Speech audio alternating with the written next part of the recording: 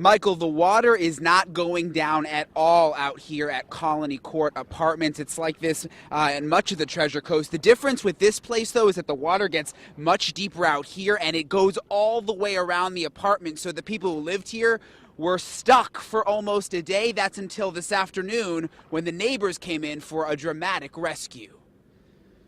Home and not have a home right now. It's just devastating.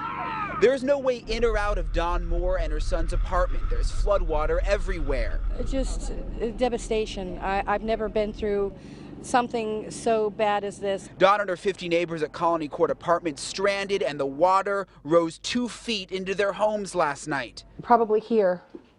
The water was that high. It went to the. I think it went on the bed. It was on the bed or up to the bed. But everything is it's just everywhere. Everything, it's devastating. The people who live out here at this apartment complex are having to get on boats like us to get to and from. They're trying to save what they can. They have to load it onto the boat and then take it back to the main road. Everyday people like Mark Walling taking the day off work to also use their SUVs to evacuate the stranded neighbors. Disaster. This is a disaster. I feel sorry for these folks because you see the water line over there on that building? That's what they're living in right now. We're getting the assets moving, so.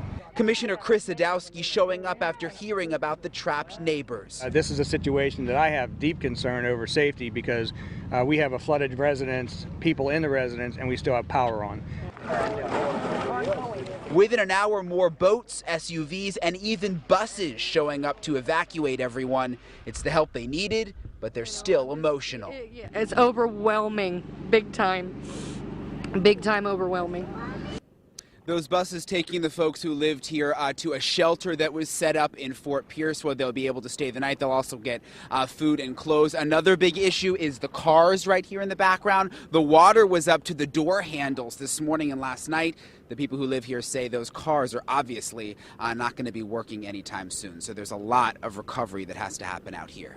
Live in Fort Pierce, Brian Enton, WPTV News Channel 5.